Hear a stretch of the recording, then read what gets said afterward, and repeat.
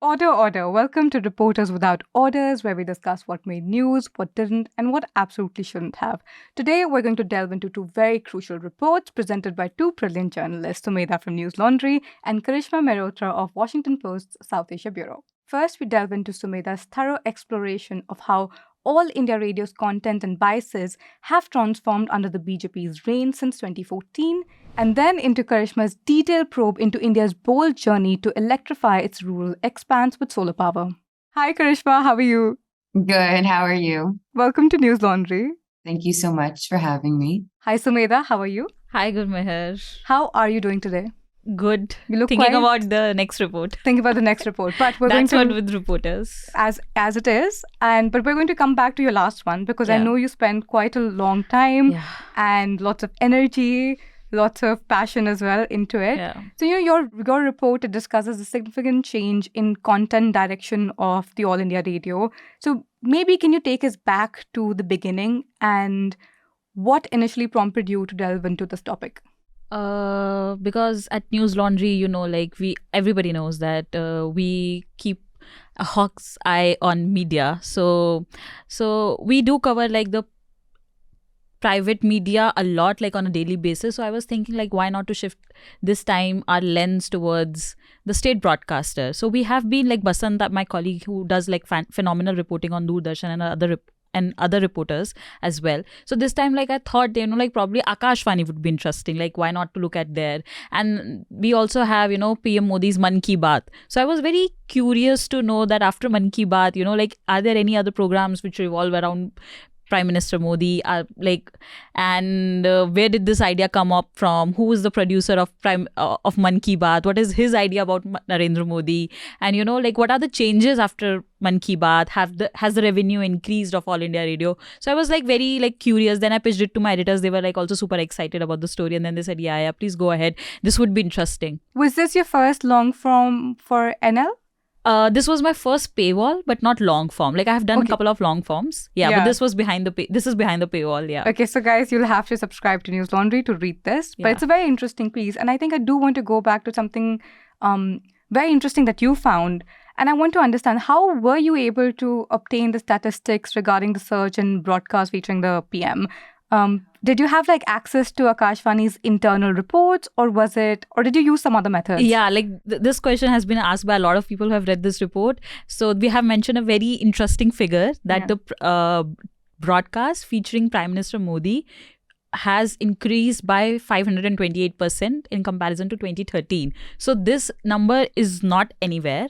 We got annual reports of Akashvani, and they are public documents. So what we did is I read the annual report of 2013, and then I read the last annual report, which is available on the website, is 2019. So I went through that annual report. Both the annual reports mention what they have done under UPA, and this 2019 annual report mentions what they have done under NDA government. So I went through that. Then there was a section of live telecast featuring or recordings of Prime Minister in 2013. So then I found there were only 7 of that.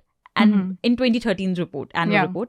And then I saw in 2019 report, the number was, I think, 44 or 47. That's a significant jump. It's a significant jump from 7 to 44 or 47. I'm getting confused between 44 and 47. It's a significant jump. Then I was talking to sources and I was saying, but I have got this number of 528%. Is it true? Is it right? And these sources are not like anchors or presenters, but they are the topmost officials at All India Radio. And they said, yeah, it has increased by over 500%. So this is not some internal reports. It's just that, I've got, these are publicly available documents. So then it's up to the reporters how they use that document. Yeah. So you just had the eye to comb through the numbers. Yeah. You also mentioned speaking to around 30 current and ex-employees of the Akashvani. So maybe can you tell us a bit more? And you briefly did mention the information that the ex-employees and the senior officials gave you. But could you mention a bit more about the process of finding and speaking to these sources? Did they come forward willingly? Because I mean, I would imagine there must be some hesitance there. Yeah. Or did you face any resistance in trying to coax them? Yeah, actually, this was again my fear when I had started the report. I was like, I don't know, if anybody would talk to me, will I hit a roadblock, and what would happen? And then there was this one person who was very vocal about what's happening inside All India Radio, and then I was like, okay, so I talked to him. Then he gave me numbers of 3 more people.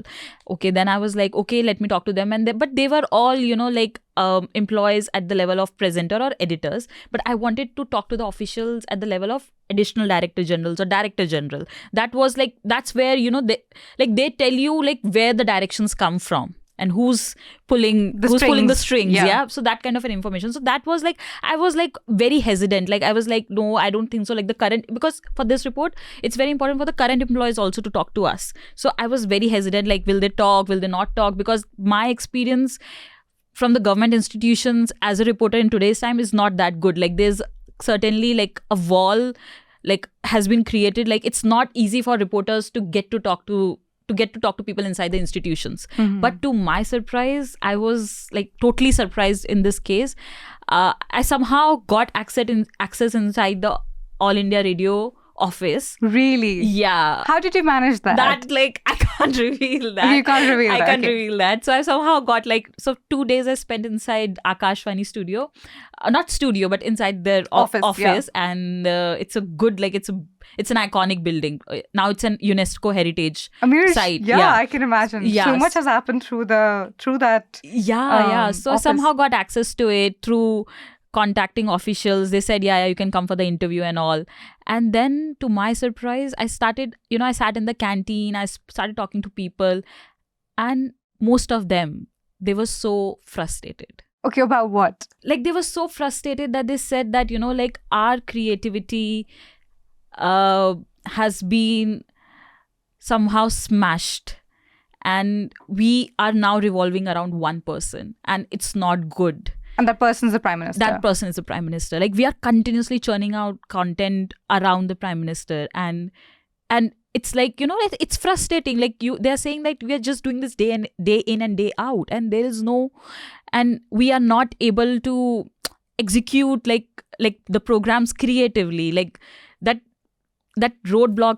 I don't know. How do I put it? But then they were so frustrated. And they themselves wanted to talk up. And then when I told them, so this is my story. Earlier, in the first hour of my conversation with them, I didn't tell that this is exactly what I want to do, because I was also skeptical. But then they said that someone needs to do this. Needs to do this. This is a story which is waiting to be told.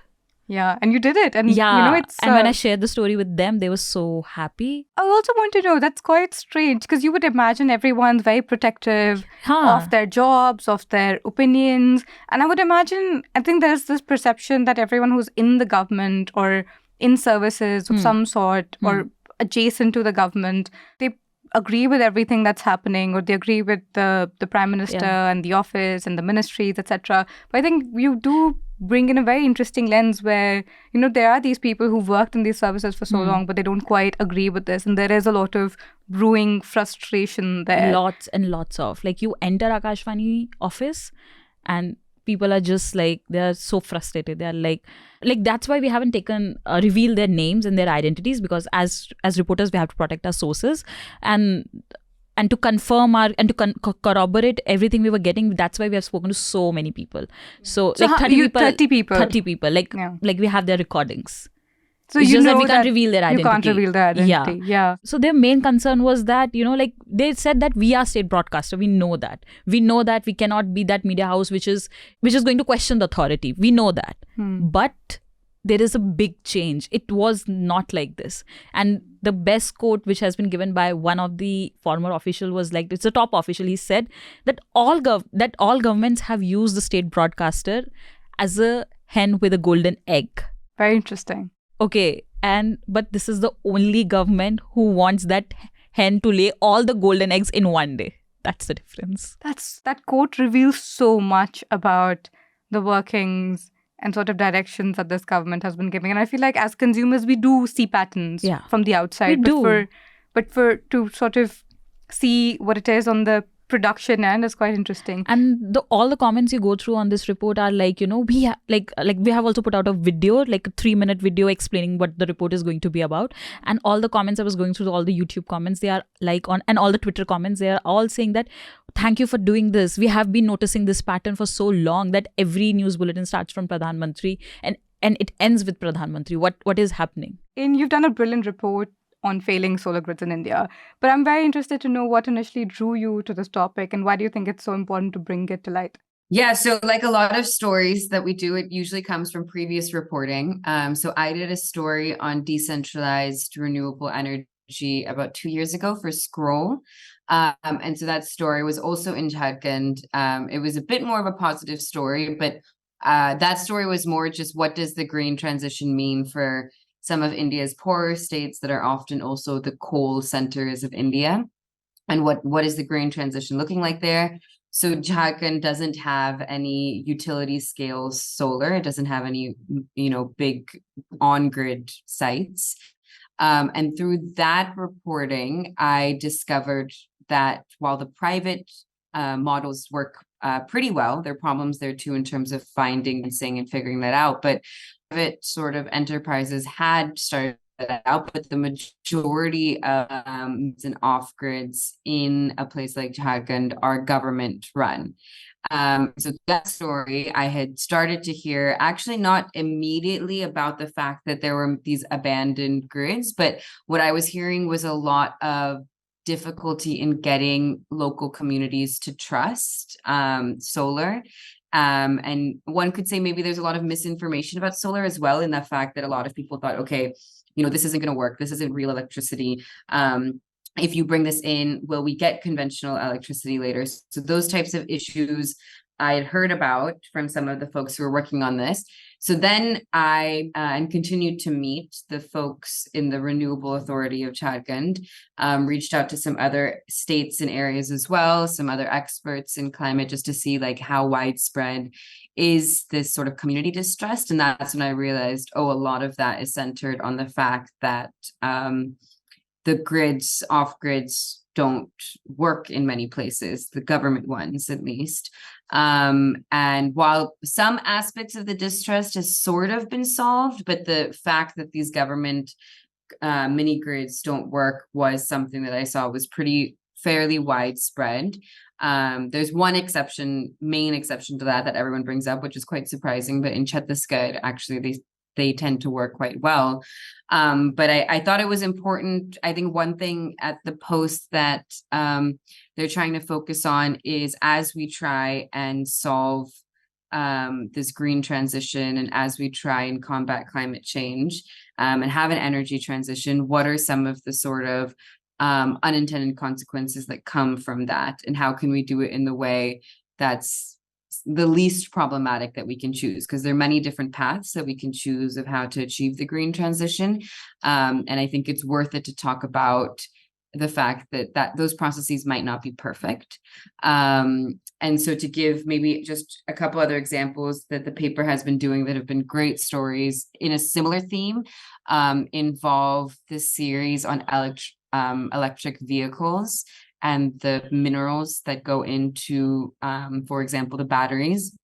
And my colleague at the Delhi Bureau traveled to Afghanistan and did this great story on lithium mining in Afghanistan that's somewhat being cornered by China. So these are the types of stories that I think as we progress, I mean, journalists, I think early on, we're doing a lot of the stories about the effects of climate change. And I think those stories are still more important, but our readers are not really drawn anymore unless you have great visuals, unless you do it in a new multi-platform format.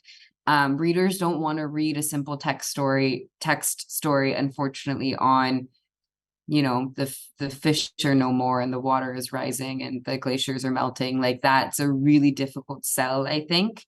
So I think the things to focus on, of course, along with the big climate disasters and catastrophes that we still see, is the continuing inputs to climate change, coal, oil, gas, etc. Like, all of these things still exist, of course. And then two, like I said, the unintended consequences of our green transition and how do we do it better. That sounds so exciting. It's so exciting to read. It's so exciting to see these experimentations happening with reports where you're going almost like multidiscipline, interdisciplinary ways and you're approaching it. But I think what I also do want to look at is, your story, just coming back to it. Can you share how you navigated maybe the complexities of covering a topic that very much like your form combines multiple other things, which is technology, infrastructure, local governments, and national governments, and also such a human experience in a setting that's that remote? Yeah, so I think one of the things that helped is in previous stories that I've done on climate, often at the end of my interviews, and I've sort of built up a network of people who work on climate issues in India. So at my end of interviews for other stories with them or in just casual conversations, I would ask about this story just to see, okay, am I going in the right direction? So it was actually months of, I wouldn't even call it reporting. I would just call it putting feelers out for a long time. And definitely trying to get the government side as well. So I did work to make sure I understood what was happening in the Jharkhand Renewable Authority. And so one of the things, because it's a complex issue and because you are dealing with not only government, but many private enterprises, I actually received a lot of criticism on this story, surprisingly. And that came from mostly private solar enterprises who felt like my story was overly negative and didn't highlight the positives of what's also happening in the solar decentralized and off-grid space in India. And I think that is something that's difficult in our profession to deal with, in that we have a limited amount of space and a diminishing level of attention spans in our readers. And we don't prioritize the positive things because, and it's a tricky one, but at the end of the day, if I only have, let's say, a 1,500 word story that I can tell the reader about the problems happening in the world and the pressing questions of our time, I'm unfortunately not going to spend much time on these are the things that are going well. I am going to spend more time on these are the questions we need to ask, and these are the things we need to be prepared for. And so I think it was legitimate criticism for the most part, and thankfully a lot of it was respectful. Some of it not so much, but I do think that that was quite complex with the story, in that you have many players, and it's not just the government, but the government is the main player in this space. And also the fact that we're talking about the poorest of the poor, and in those regions and villages, private enterprises aren't reaching them. They're not going to places where there is virtually no business model that you can create there to fund this. That's not to say that's the only place that the government is going, but and that's what's so layered about India. Many of the private enterprises are going to very poor areas. So it's not like they're not solving a business model in very tricky situations. But in many situations where there is no private enterprise happening, the government is trying to provide electricity. And the way that they're going about it is this off-grid system, and they don't have the proper incentives and business models in place to make sure that the third-party providers can maintain the grids. Let alone beyond 5 years, even within the 5 years that the contract is assigned for. Yeah, that wraps our video segment for today. To continue this fascinating conversation, go to audio on newslaundry.com. Hi everyone, we have an announcement to make. This August, you can celebrate the spirit of Independence Day with Newslaundry. We are starting a special Independence Day campaign from August 5 to August 20. And in this campaign, you'll get specially curated hampers of Newslaundry merchandise for yourself and for the proud member of community that keeps independent media alive. The hampers are at very discounted rate. One is for rupees 2,200 and the other is for 5,200 rupees. And don't miss this offer. You can check our website. Go to our website, newslaundry.com. You'll find all the merchandise there. The link is in the description below. Thank you. The subscription model is something that keeps Newslaundry afloat, but we need hundreds of thousands of people to completely transform the news ecosystem. So you pay for news, so it serves you. So click on the link with this video, subscribe to Newslaundry and pay to keep news free, और गर्व से कहो मेरे खर्च पर आजाद है खबरें.